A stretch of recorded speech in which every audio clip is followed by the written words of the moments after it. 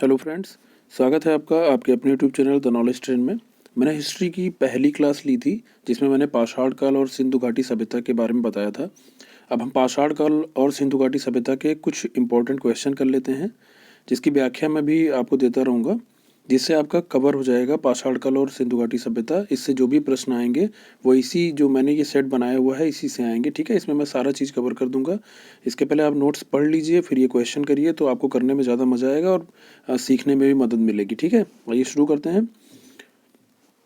उत्खनित प्रमाणों के अनुसार पशुपालन का प्रारंभ हुआ था निचले पूर्व पाषाण काल में, मध्य पूर्व पाषाण काल में, या फिर ऊपरी पाषाण काल में, या मध्य पाषाण काल में। ये क्वेश्चन है, तो इसका आंसर हो जाएगा पशुपालन का प्रारंभ पूछा है तो इसका आंसर हो जाएगा मध्य पाषाण काल में। ठीक है, तो अगर आपसे ऐसे क्वेश्चन आए कि पशुपालन का साक्ष्य कहाँ कहाँ मिला है, ठीक है, भारत में कहाँ कहाँ पाया गया है, तो आप कहेंगे आदमगढ़ में और बागोर में। ठीक है, आदमगढ़ जो है, आदमगढ़ होशंगाबाद मध्य प्रदेश में है, और बागोर जो है हमारा भीलवाड़ा राजस्थान में है। मोस्टली ऐसे याद रखिए, आदमगढ़ मध्य प्रदेश में है और बागोर राजस्थान में है। ठीक है, आइए अगला प्रश्न देखते हैं।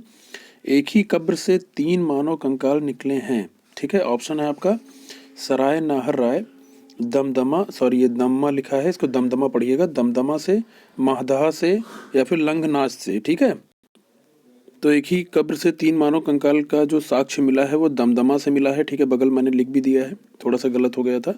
अगला है, खाद्यान्नों की कृषि सर्वप्रथम प्रारंभ हुई नवपाषाण काल में, मध्य पाषाण काल में, पूरा पाषाण काल में, या प्रोटो ऐतिहासिक काल में।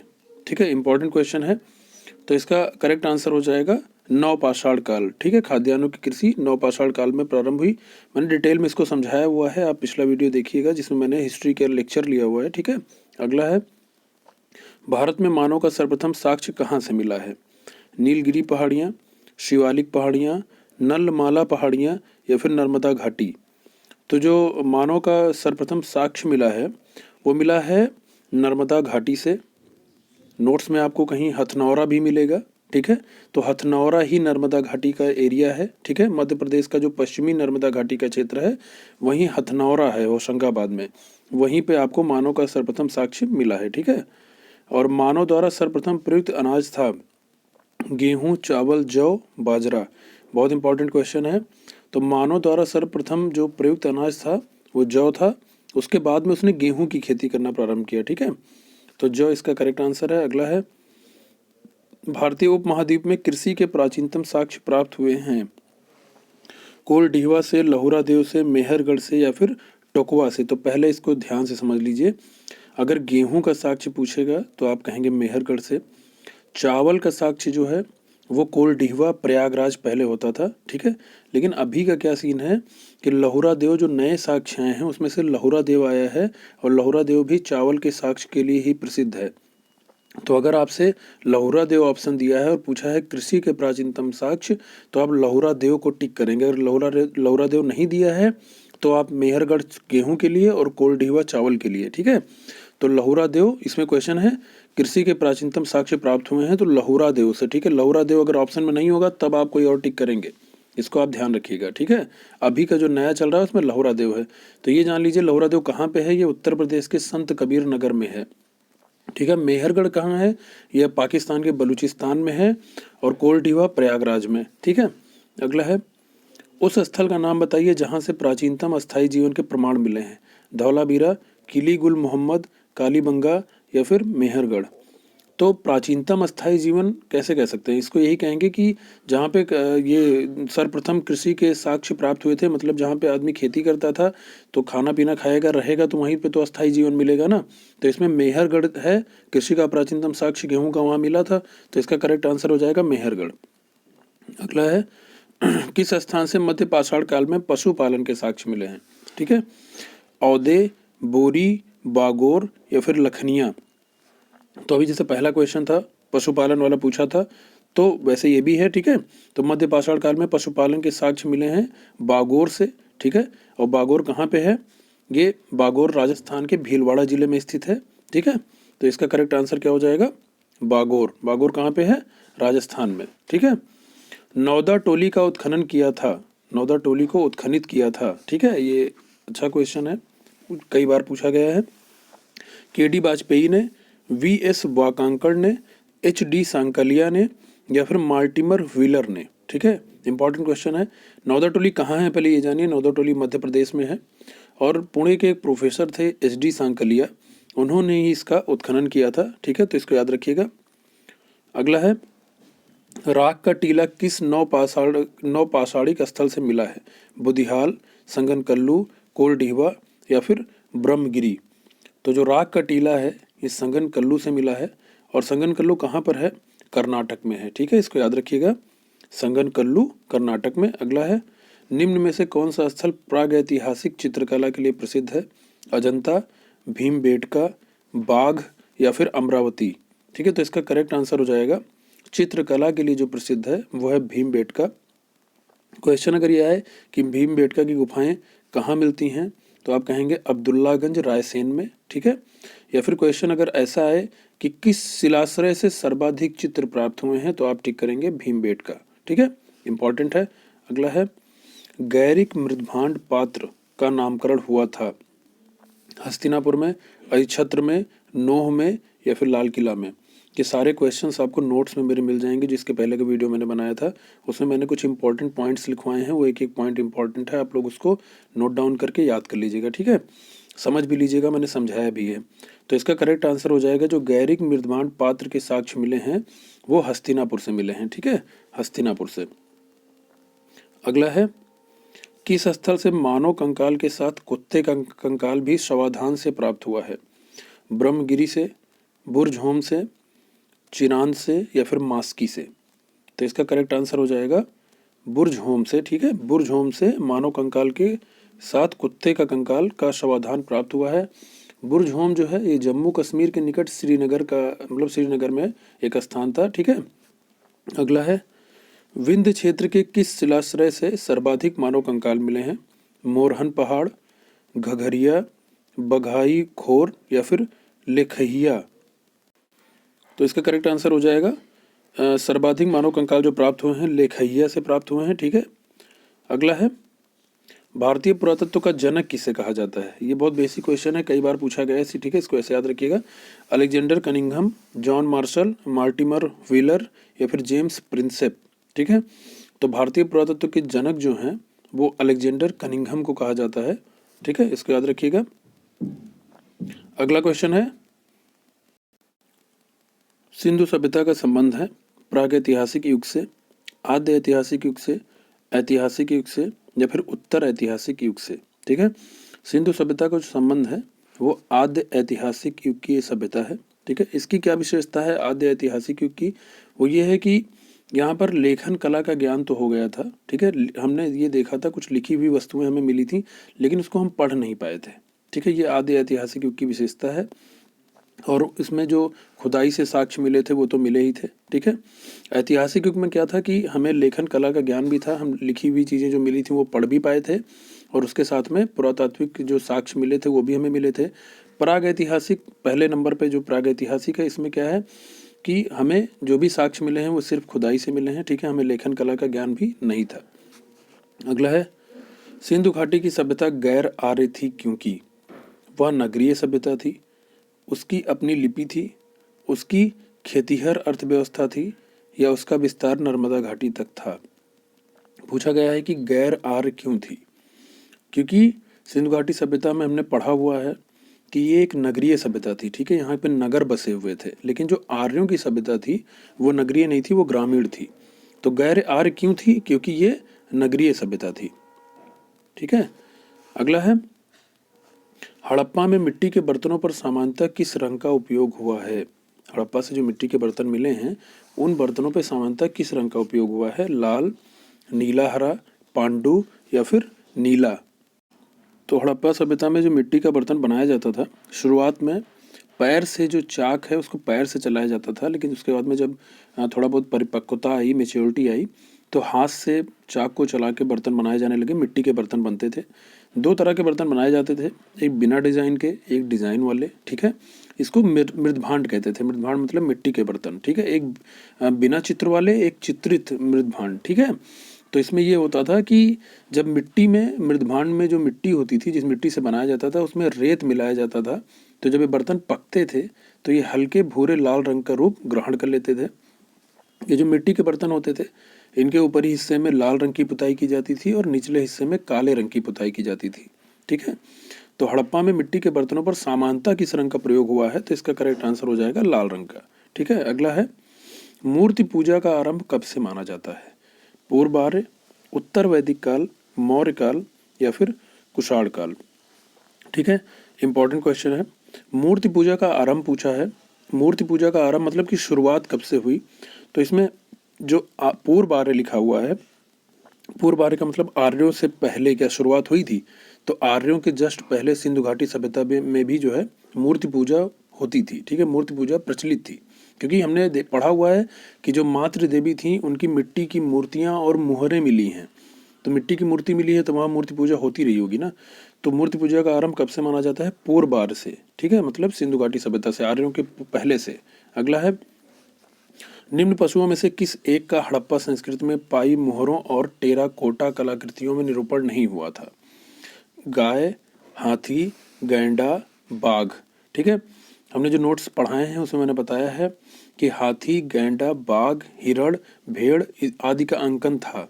ठीक है, गाय का अंकन सिंधु घाटी सभ्यता में नहीं था। ठीक है, गाय का महत्व इतना तब नहीं था। गाय का महत्व तो ज़्यादा वैदिक सभ्यता में आया, वैदिक काल में आया। अभी जो हम लोग अगला लेक्चर पढ़ेंगे उसमें हम देखेंगे कि गाय का महत्व वैदिक काल में ज़्यादा था। ठीक है, सिंधु घाटी सभ्यता में इसका कोई भी बहुत इंपॉर्टेंट साक्ष्य कुछ नहीं मिलता है। ठीक है, तो जो मुहरें मिली हैं उस पर गाय की कलाकृति का निरूपण नहीं हुआ। इसका करेक्ट आंसर हो जाएगा गाय। ठीक है, अगला है, निम्न में से कौन सा एक हड़प्पा स्थल नहीं है? चन्हूदड़ो, कोटदीजी, सोहगौरा या फिर देसलपुर? ठीक है, हम जानते हैं कि चन्हूदड़ो, कोटदीजी ये इसके हड़प्पा स्थल थे। ये वर्तमान में पाकिस्तान के सिंध प्रांत में है। देसलपुर भी हड़प्पा स्थल था, ये गुजरात के कच्छ में स्थित है। जबकि सोहगौरा जो है ये क्या कहते हैं, हड़प्पा स्थल नहीं था। ये एक गांव है उत्तर प्रदेश का, जो गोरखपुर शहर है, वहीं गोरखपुर में राप्ती नदी के किनारे एक गांव है सोहगौरा। और सोहगौरा का इम्पोर्टेंस मौर्य काल में आता है। ठीक है, अभी यहाँ पे नहीं है। मौर्य काल में यहाँ पे ताम्रपत्र अभिलेख मिला था। ठीक है, तो सोहगौरा जो है हड़प्पा स्थल नहीं था। बाकी चन्हूदड़ो, कोटदीजी और देसलपुर हड़प्पा स्थल हैं। अगला है, जुता हुआ खेत मिला है मोहनजोदड़ो से, कालीबंगा से या फिर हड़प्पा से या लोथल से?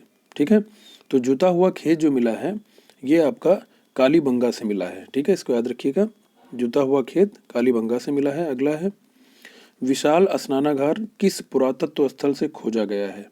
रोपड़, हड़प्पा, मोहनजोदड़ो या कालीबंगा? तो इसका करेक्ट आंसर हो जाएगा विशाल स्नानागार जो है ये मोहनजोदड़ो से खोजा गया है। और इसकी जो लंबाई उत्तर से दक्षिण की तरफ है वो 55 मीटर है, और जो पूर्व से पश्चिम की तरफ इसकी लंबाई है वो 33 मीटर है।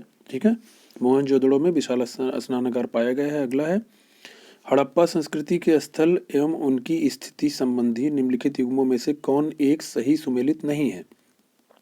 आलमगीरपुर उत्तर प्रदेश, बनावली हरियाणा, दायमाबाद महाराष्ट्र या फिर Rakhigarhi Rajasthan?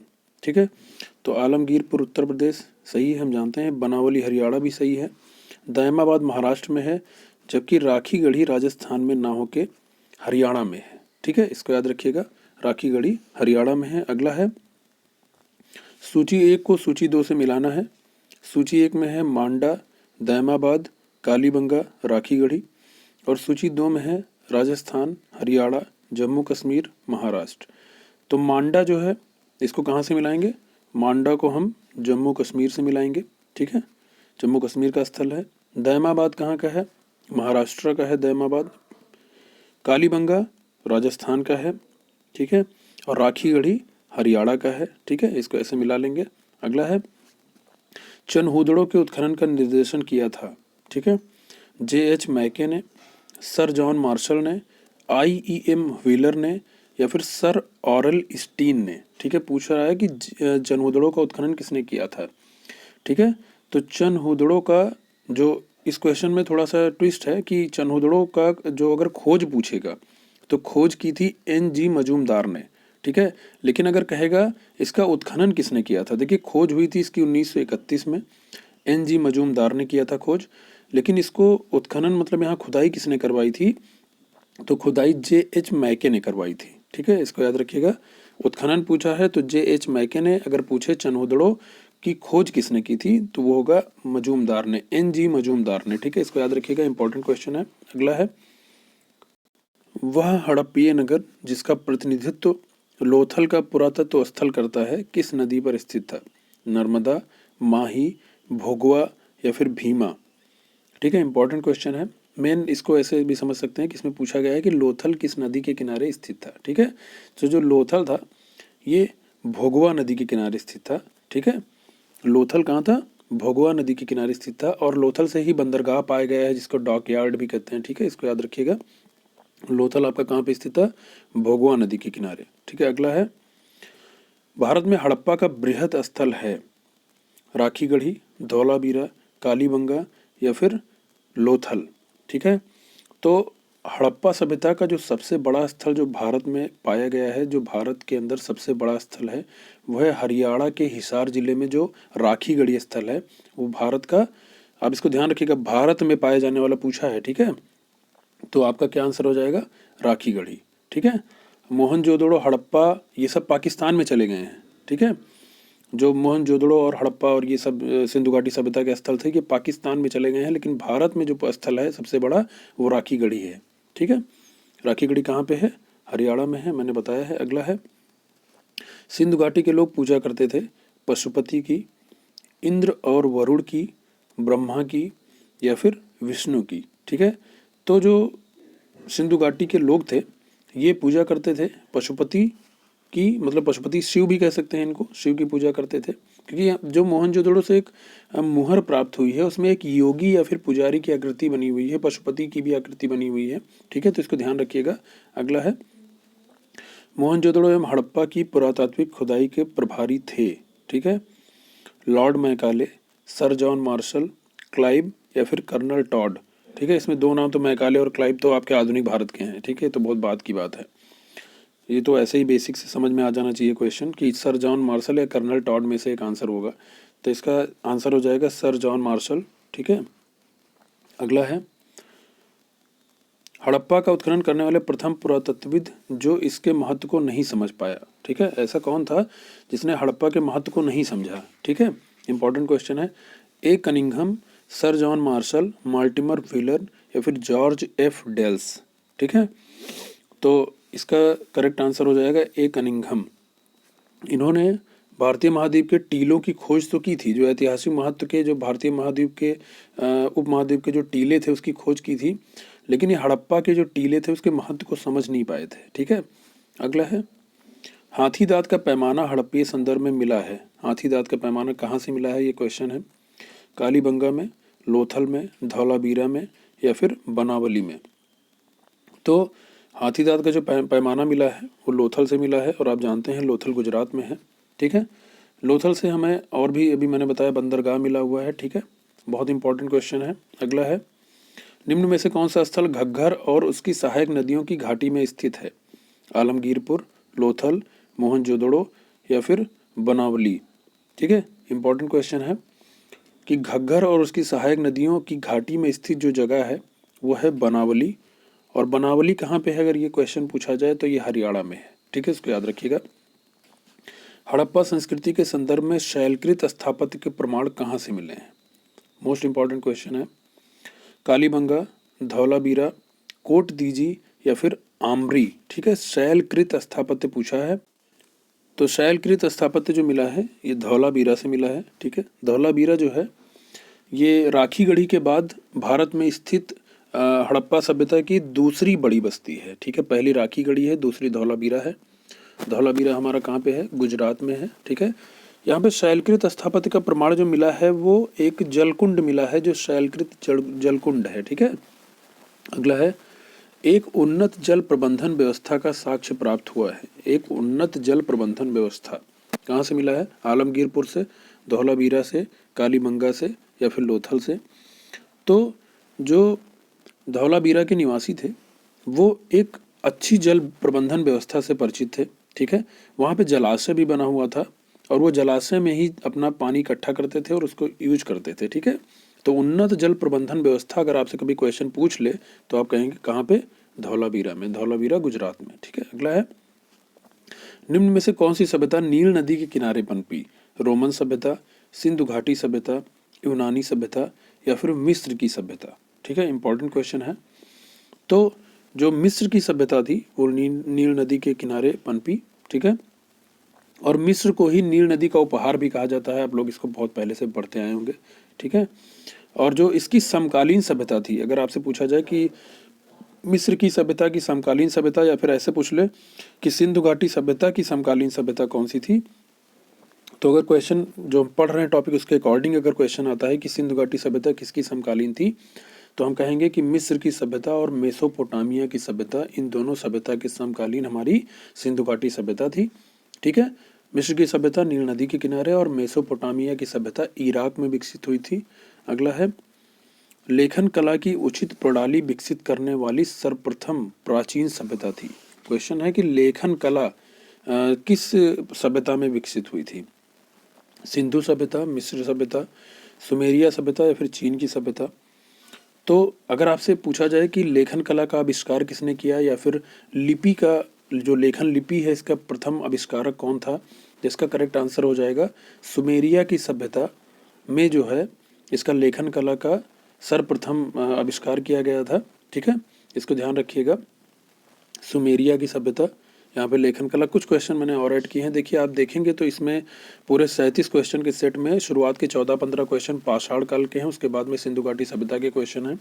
Most important question सारे कवर कर दिए गए हैं। नोट्स पढ़िएगा और ये वीडियो करिएगा, दोनों मिला के अगर आप जाएंगे तो पाषाण काल और सिंधु घाटी सभ्यता का कोई भी क्वेश्चन गलत नहीं होगा, ठीक है। तो आप इसको चैनल को सब्सक्राइब कर लीजिए और वीडियो अगर अच्छा लगा हो तो इसको लाइक करिए और शेयर करना ना भूलिएगा। मैंने एक कोटेशन डाली हुई है सुकरात जी की कि इन्होंने कहा है कि प्रश्न को अच्छे से समझ लेना ही आधा उत्तर है।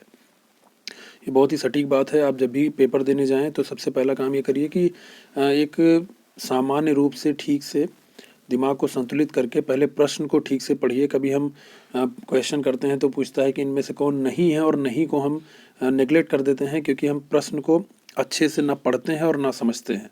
तो आप प्रश्न को अच्छे से पढ़िए, अच्छे से समझिए, आपको आधा उत्तर खुद ही मिल जाएगा, ठीक है। तो फिर अब अगला वीडियो में लेकर आऊँगा नोट्स का, जो इसके बाद में वैदिक काल है उस पर नोट्स बनाऊँगा, और फिर उसका जो मौर्य काल, ऐसे करके हिस्ट्री हम लोग कवर करते जाएंगे। तो आपको जो टॉपिक मैं पढ़ाता जाऊँगा उसका ऑब्जेक्टिव क्वेश्चन जो है अगले वीडियो में देता जाऊँगा, जिससे आपका नोट्स के साथ में उस क्वेश्चन को करके पूरा कवर होता रहे, ठीक है। चलिए मिलते हैं अगले वीडियो में। Thank you.